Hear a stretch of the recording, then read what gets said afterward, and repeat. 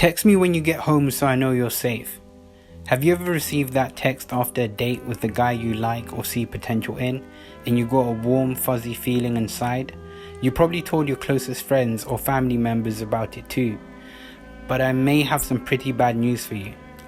Just because a guy sent this text to you and he did all the right things to make you think he's a good guy, doesn't actually mean he's a good guy, or that he even cares about you. And that's because there are 4 types of men you'll come across while dating. And these 4 types of men have different subcategories in them. Here are the men. The first will be the bad guy. This is a guy that either has a mental disorder or is riddled with mental disorders that removes normal brain functionality that might give him a very dark personality. So this guy is usually a psychopath or sadist. Being a psychopath would mean that he can't sympathize or empathize with you. He doesn't understand yours or other people's pain or emotions, but is good at pretending as if he does. He's usually narcissistic. He only cares about himself, which allows him to disregard the rights of others.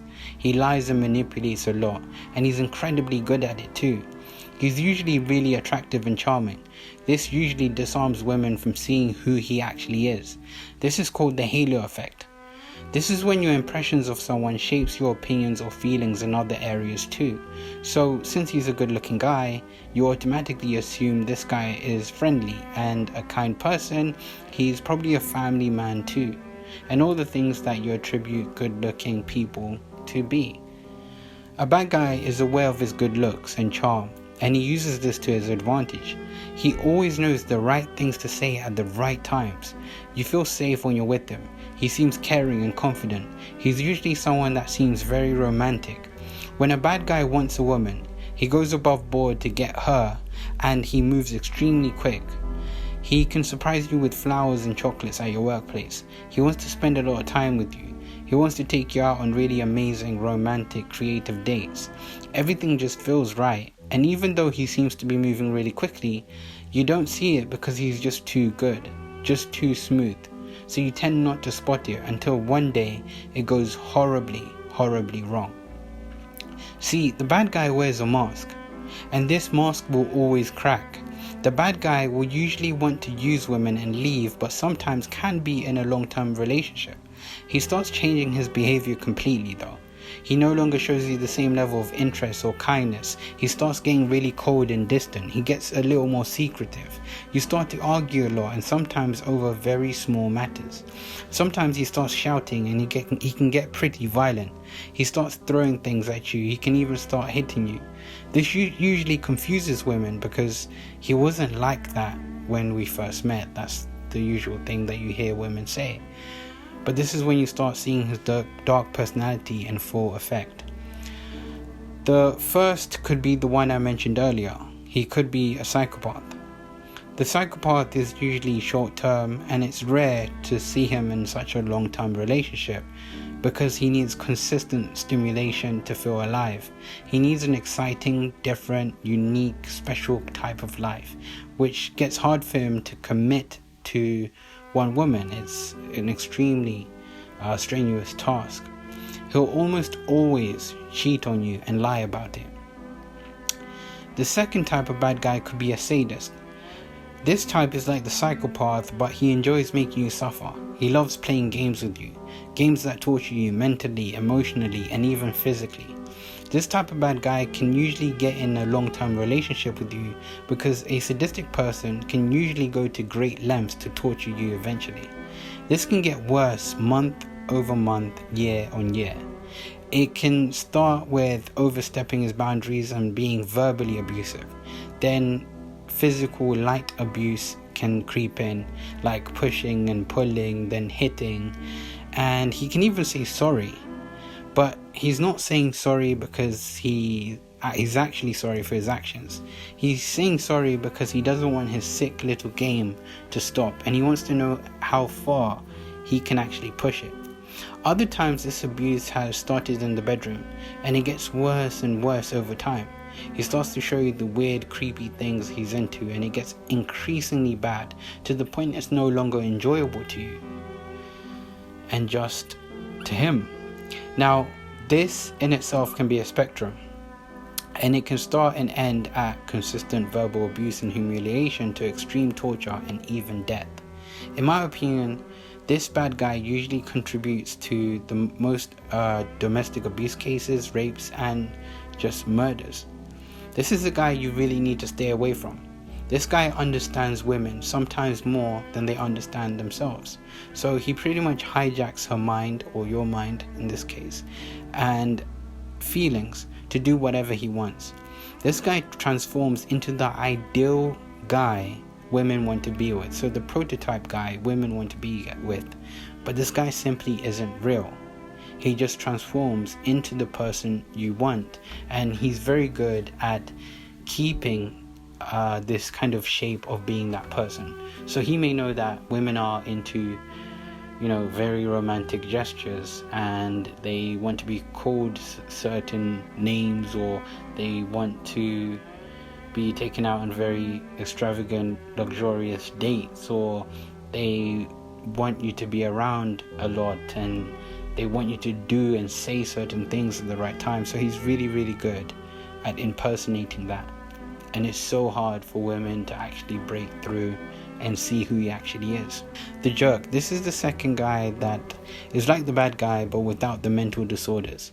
He's also someone that's very narcissistic. He wants to have a lot of fun like the bad guy. He's also very attractive, and he can be charming. But he thinks pretty differently from the bad guy. The bad guy is willing to do whatever it takes to get with a woman or to a certain goal. Disguising his true intent, the jerk has a brutally honest approach. He tells it as it is. He's the type of guy that could take you out on a date, but doesn't want to spend that much money on you, and he'll tell you that. He'll tell you to split the bill. He's not afraid of literally saying that, which it doesn't. In this case, I'm not saying if it's right or wrong. I'm just telling you how he operates. He isn't afraid to tell you exactly what he wants, and if his needs aren't met, he'll leave immediately. He also believes all women are, or most women are cheaters and gold diggers, and all women want is a good-looking guy with a great body and loads of money. He usually evolved from probably being too much of a nice guy, and his ex probably cheated on him and vowed to never be in that position again. So that's probably his journey. He probably went through a bad marriage, or saw a bad marriage in which the wife, probably in a marriage, took half of the money or most of the money. And again, that's probably his journey to being a jerk. Jerks can believe in red pill thinking too. So red pill thinking is a pretty toxic way in which these men think about women. They believe, for example, women don't face any or much oppression, that women need to be controlled, and that you should put women underneath you as a man. They should never treat a woman nicely, or she'll step all over you. The list goes on and on and on. These jerks are also obsessed with something called being an alpha or beta or whatever male. And they really hate simps. It's almost like a sin to them. So simps are usually people that go above and beyond in showing loads of romantic gestures to people, or to women that are really not interested in the advances towards them. This also has a spectrum. Some of these men can take a very righteous stand and want to educate other men of the true way of things. The jerk is usually someone that's pretty shallow, an empty person with no real goals to accomplish apart from maybe sleeping with women and just having fun, sort of like the bad guy.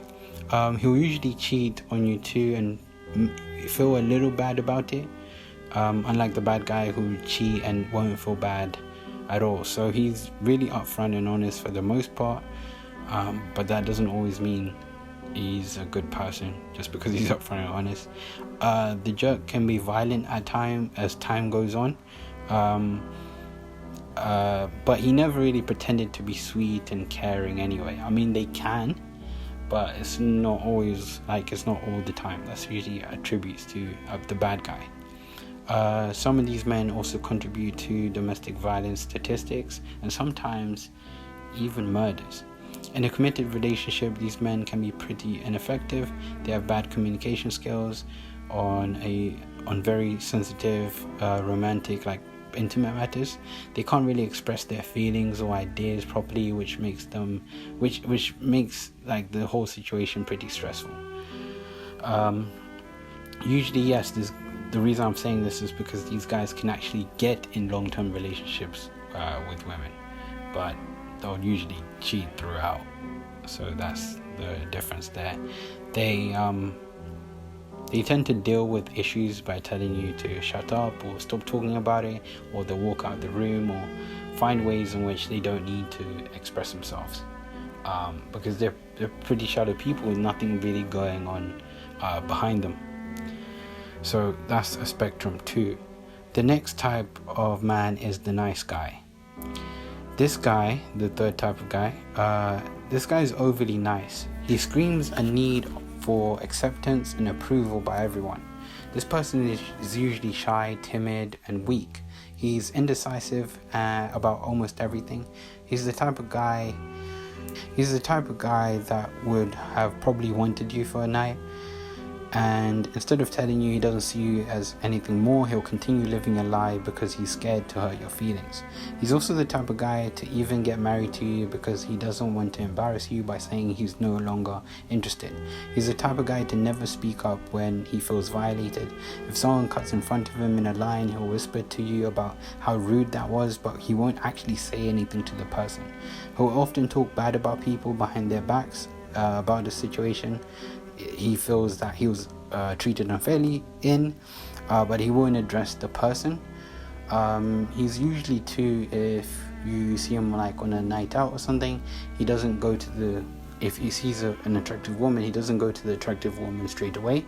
He'll usually wait for like 40 minutes before he even attempts. He needs to build up like so much courage, and I feel like quite a lot of men are like that. The jerk isn't. The jerk can see you and he moves to you extremely quick, so can the bad guy. The nice guy can wait for a very long time. So he might see you, on the train, or on the bus, or in the library, or in the club, or wherever he will see you, and you could make eye contact with him. He makes eye contact with you, and he only moves in 15 minutes later. He'll also tell his friends to kind of get them to introduce you.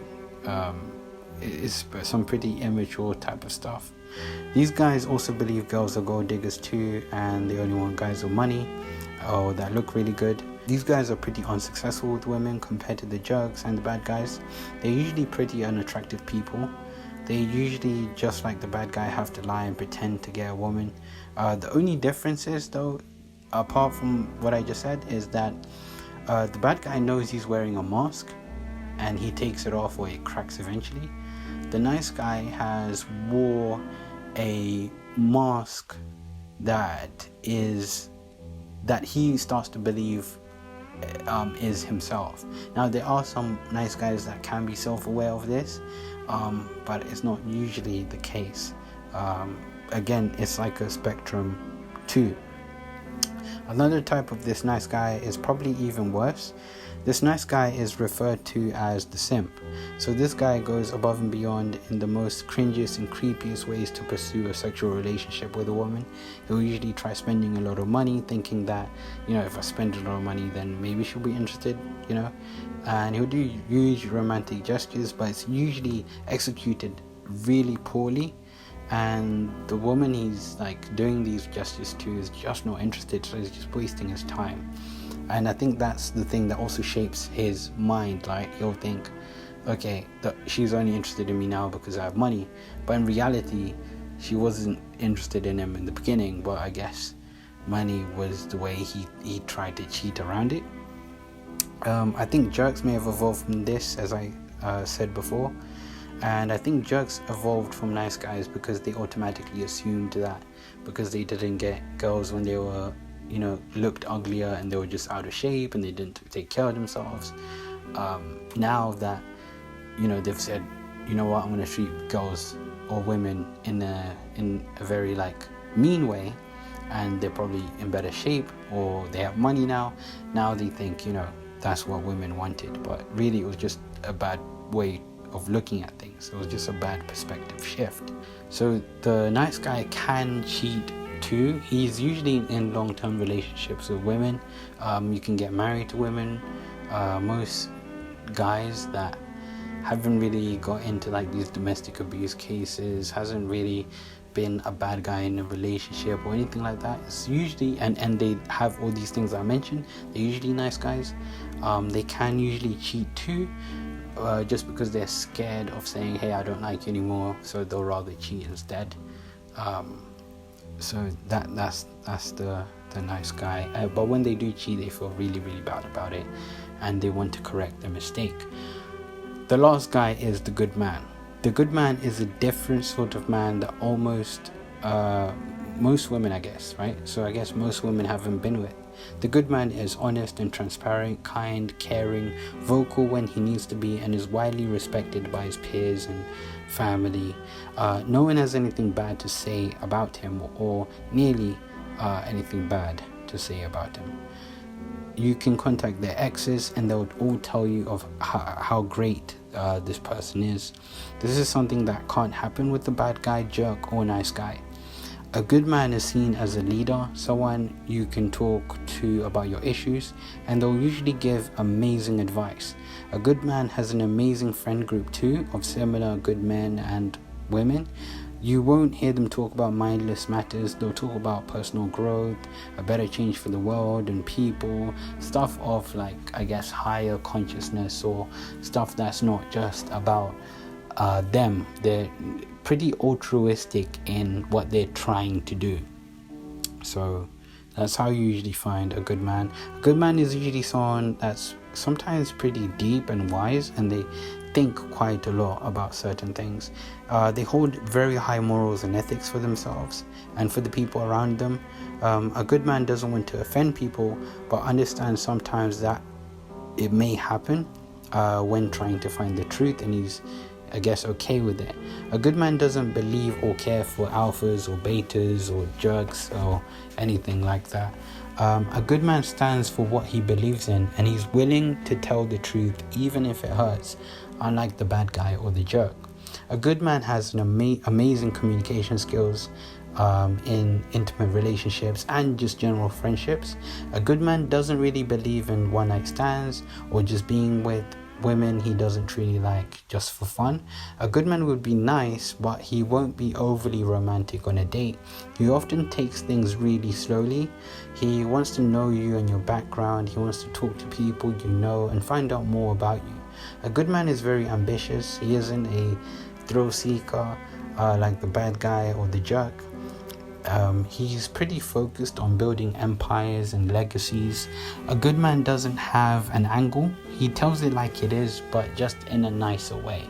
So you'll never find yourself probably, like, if you ask the question to a good man, what are we, for example, he'll tell you something that is brutally honest, but just in a very nice way.